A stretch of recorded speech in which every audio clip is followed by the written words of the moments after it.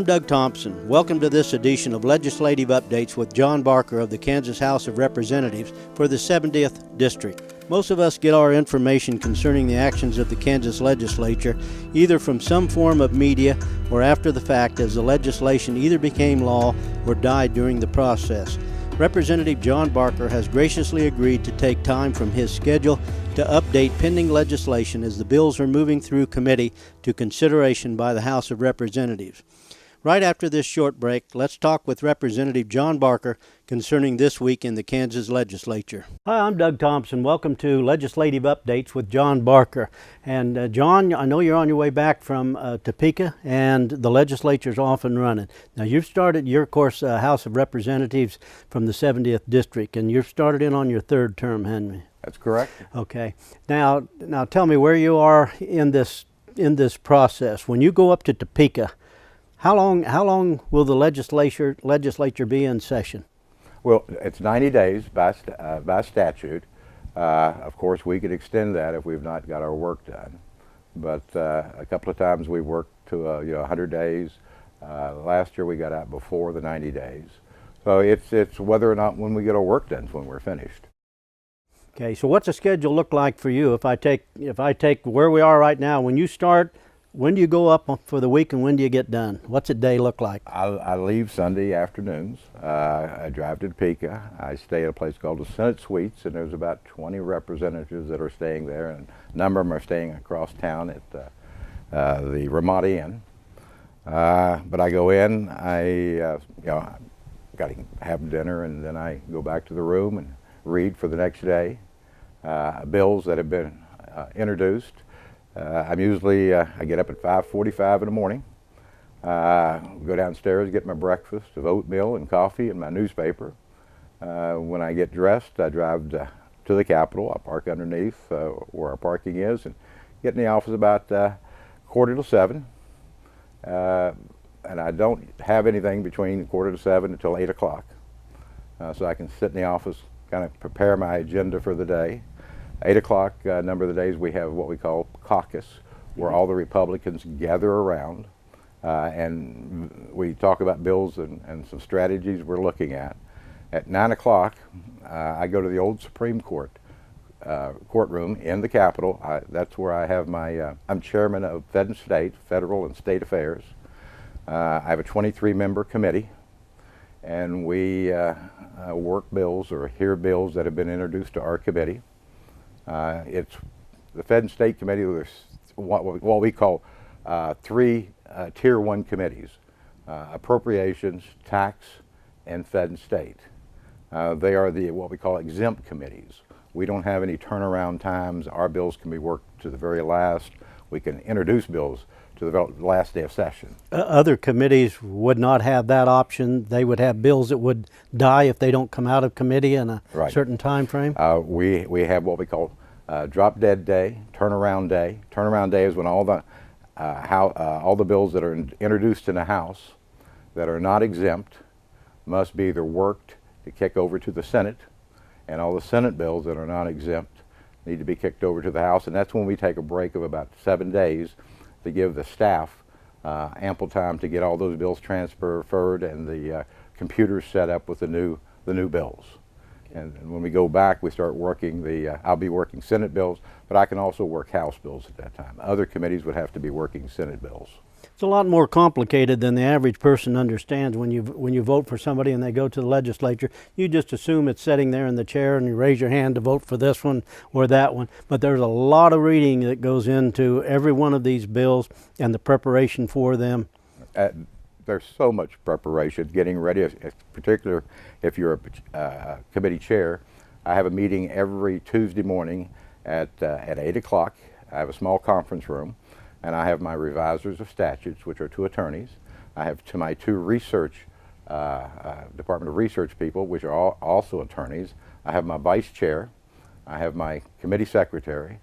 And on occasion, I will invite my ranking member, which is my ranking Democrat member of the committee, and I have a discussion with them on what bills we want to hear, what bills I may want to work.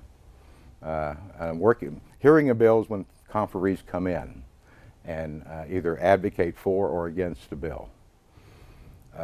After the hearings are closed, then it goes on my agenda. And at some point in time, when I have time, I will then tell the committee tomorrow we're going to be working bills.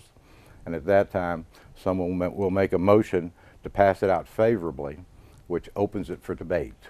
And then we debate the bill. We may amend the bill, we may not. And then if we vote to pass it out, it then goes to the floor of the House for debate.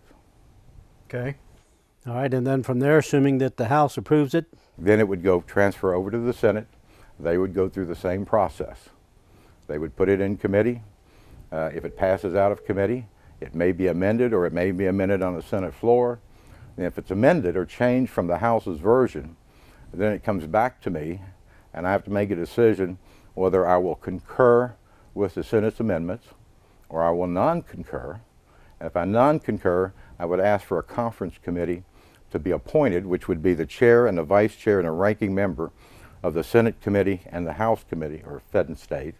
And then we would meet and discuss it and either put in a conference report, and then the chairman of the Senate side would pass it, and then I would carry it on the floor of the House. A lot more complicated than it appears. We've got to cut away, take a break. We'll be right back. Welcome back to Legislative Updates with John Barker. I'm your host, Doug Thompson. We're just visiting with John, who's representing the 70th District. This is his third term in the House, and we were talking a little bit about the procedure to get through, to get a bill even introduced to the House, let alone passed. Sure. What's the makeup of the leadership for this year in the House? Well, in December, after the elections, we met in Topeka, both the Democrats in their own caucus and then the Republicans in our caucus, and we had elections. The Speaker of the House is a Republican. I should mention the breakdown. There's 85 Republicans and 40 Democrats. 125 in the House. 125 total. So the majority party would pick the Speaker of the House. So we convened in December. We had a vote. Ron Reichman Jr. From Johnson County was elected Speaker.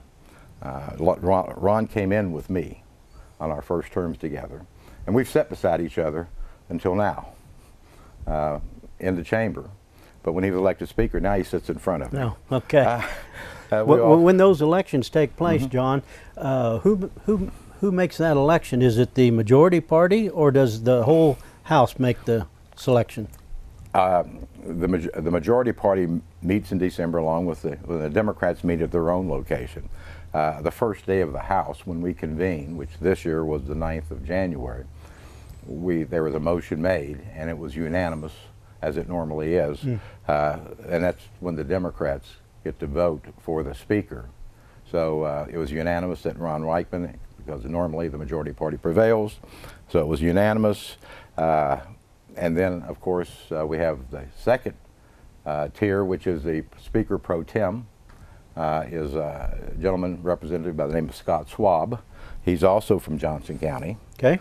And he, again, is voted by the entire body, because Democrats and Republicans on the first day that we convene.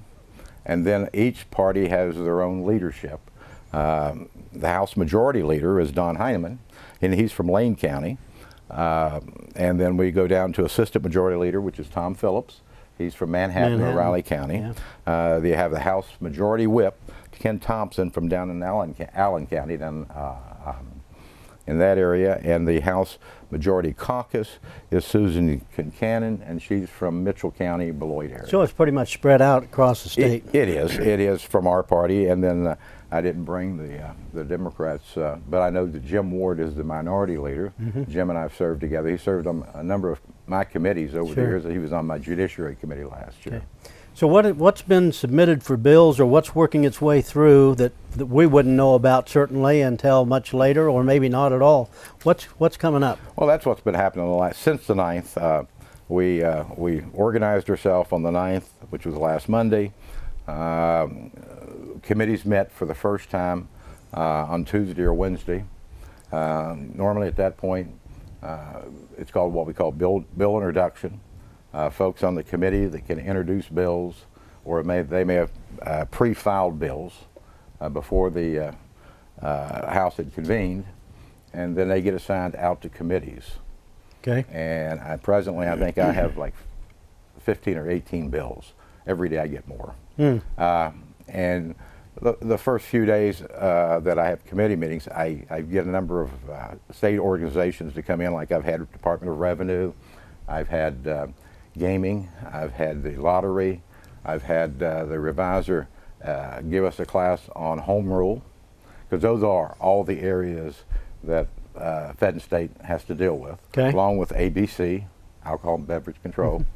So I have a number of new members. There's 44 new members out of the 125. Well, that's quite a few. Quite a few. I have a number of them on my committee, so I need to bring them up to par so they understand the subject matter that we'll be taking on. And so the first couple of weeks, I just have different agencies come in and tell us what they do. Okay, so that's a sort of an education process for the new members. And it could be old members that are new to the committee, because each committee has its own purview. Yeah. Fed and state, we're fortunate. Because we are an exempt committee, we do a wide range of different topics. Whereas if you're on health and human services, you just deal with health issues. Okay. That's the big difference. What are some of the bills that are working their way through right now? Well, one of the first bills that was taken up, and probably one of the fastest bills that's ever been put out of the House, was House Bill 2017, which had to do with the vacancy of U.S. House of Representatives. As you well know, the congressman in the 3rd District, I believe, Pompeo, was nominated by President Trump, so that vacancy needs to be filled. And there was, it's a little different how they do with how the process with a House member is. So we tried to lengthen, in fact we did, the special elections are conducted between 75 and 90 days. And so we've kind of changed that a little bit. But it was passed by the House, I think, on last Wednesday. And it was passed by the Senate, and it's been signed by the governor now. So there would be a special election then? It would be. And it was a bipartisan agreement. Democrats and Republicans came together because it allowed a better process. And also one of the reasons we extended the time period, because we have military voters. Yeah. And it's hard to get those ballots out to military members who want to vote and get them back in time. Sure, that would make sense. So we wanted to comply with the federal guidelines. Okay. He didn't have to give up his position until he gets confirmed, Correct. did he? That's correct. Okay, so Right. and in all likelihood he'll be confirmed. He's a Right. good man. A good man. And then we also had House Bill 2018 required convictions before forfeiture, and you're familiar with the Forfeiture Act, Yeah. especially in drug cases and Right. stuff. Before there need not be a conviction, and presently you don't need a conviction. Right. It's a civil action. There's a bill that would require a conviction before a forfeiture action can be filed. We've also And that would make sense. And we need to cut away, take a break. When we come back, let's go through some more of the pending legislation. Welcome back to Legislative Updates with John Barker. And we're just now talking about bills that are working their way through the legislature, or at least getting started in that process. And what other bills are pending right now or beginning to work their way through? And I know that's an ongoing process. Yeah. It changes almost probably daily as you get another stack of bills to take a look at. every member can, of course, introduce as many bills as they want. We do have a cutoff for members, and then we have a cutoff date for non-exempt committees. And so we have time periods that you have to get your bill in. We also have a bill we tried a couple of years ago. It's the Right to Try Act. It's with a person that has a terminal illness. They can use experimental medicine or medical devices that have not been fully approved by FDA. We have a bill that increases penalties for crimes against law enforcement officers when they're targeted. Yeah, I would think that would be a pretty hot after topic. the Texas Dallas deal. Yeah. Well, other states, John, are there other states that are doing this with the what do you call it, the right to try? Is this common across the United States? Because I hear this a lot from people who come in. They say, "I've got to travel to somewhere else to get medicine." California, Right. Mexico, other spots. Right. Are other states working this through too? They are. You know, initially it was like you say, they would go to Mexico. Yeah. Now other states have passed similar legislation, so they're leaving and going to those states. So it's a bill that's going to go to Health and Human Services, which is a committee I'm on. Okay. And we're looking very closely at that. We also have, of course, the big one, the one we can't leave town unless we get, is the appropriations bill. And that's House Bill 2052. That's only requirement under the Constitution for the legislature to perform is to get an appropriations bill. And normally we work on that the entire session, and it's probably one of the last bills that we get out. And that's one that, of course, gets most of the exposure in the press right now. Exactly. Yeah. Right. Okay. And we've also got a bill that was introduced to my committee about concealed carry of handguns in the Capitol. It was passed a few years ago that you could. Now they would like to repeal it. Don't know where that's going to go. We've got the Interstate Compact to elect president by popular vote. This is because of the recent election. A bill was introduced that we should not, and we can't change the Constitution. This is a recommendation. There's an interstate compact that is trying to change the Constitution to get rid of the Electoral College. Well, I would think that would be risky for states of smaller population. For Kansas, just looking from the, it's not a good deal for and Kansas. a lot of states that, Right, you right. know, yeah. The Vermonts of the world, the Delawares, the West Nebraskas, Virginians, all of those. the Nebraskas, the Dakotas. It's, of course, advantageous to California, Yeah. the largest state in the Union. So we'll be taking care of looking at that. Bill, you can't stop people from introducing bills. The Indigenous Peoples Day, which is to eliminate Columbus Day and recognize this Indigenous Peoples Day. I'm not sure what that means. I know it has been assigned to my committee. Well, I'm not crossing off my Columbus Day off the calendar just yet. Nor am I. We've got a number of concealed carries and a House concurrent resolution that I'll be hearing on Tuesday that urges Congress to pass a regulation freedom amendment, which requires when the state agencies, federal agencies are passing these regulations, if 25% of the House of Representatives object to it, then it has to go to a full hearing in the House. What's the bill for? Well, because so many regulations like the EPA and a number of federal agencies just pass regulations as they see fit without the approval of Congress. This just says that if they're going to pass a regulation, and if the U.S. House of Representatives opposes any new regulation, the regulation will need to be passed by a majority of the House and Senate. So that would eliminate, those agencies from passing whatever regulation they want without the approval of Congress. Yeah, because they're just doing that in-house and what Exactly. what they think is the best. Exactly. Okay, I got it. I got that one. Okay. But over, then we had the governor's State of the State. It was on Tuesday night last week, and he touched on a number of issues. I'm not going to go into that, but we will work the process. Did you? Yeah, I understand. Did you? Were there people who wouldn't show in some form of protest, like we just saw with now President Trump? That there's like 68 Democrats from the House that said not going to show. Was there protest at the state level? Doug, this is Kansas. We're good Americans. Yeah. We have a friendly transition of power every 4 years. No, we don't do that foolishness. Yeah. So people don't like what they hear. They will at least sit through it and try the process. They don't need to applaud. Yeah. And sometimes, but normally those type of speeches were, just like with President Trump, we're all Americans. In Kansas, we're all Kansans. People would be surprised at bipartisanship. I've got some very good friends that are Democrats. We work together, and of course, we disagree on occasion. And when we disagree on the floor of the House, where we should, and then afterwards, we probably go out sociably, and just not discuss that issue. Sure. Well, but those are the people that you work with every day. So you become friends with them. You may not agree on certain points, but you become friends with them. And I've been invited to their house, and they've been invited to my house.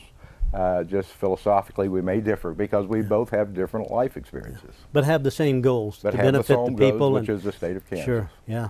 Well, First and foremost. yeah. Well, this is your third term, John. Are you enjoying it? I am.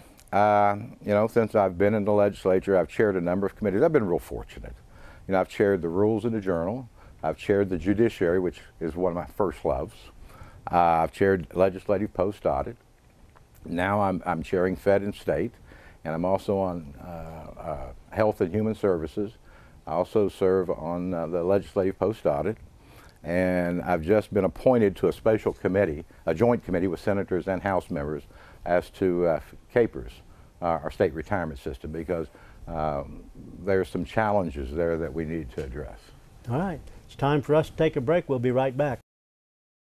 Welcome back to Legislative Updates. I'm your host, Doug Thompson, with my special guest, John Barker from the 70th District, House of Representatives for the state of Kansas. John, thank you so much for stopping in. It's been very informative. There's a lot to it, and there's people who are watching this show that would maybe want to know how they get involved. How do they contact you?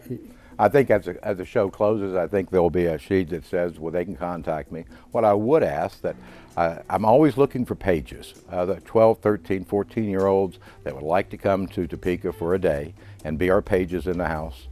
You can contact my office or have your parents contact my office and arrange to come down one day and be a page. I think it's well worthwhile for any 13, 14, junior high, high school student to come down and watch us in the process. So with that, Doug, thank you again for inviting me. Hey, thank you, John. It's always buddy. good to see you. Hope you have enjoyed this segment of Legislative Updates with John Barker. I'm Doug Thompson with special guest John Barker. Tune in next time for another legislative update. Thanks for watching.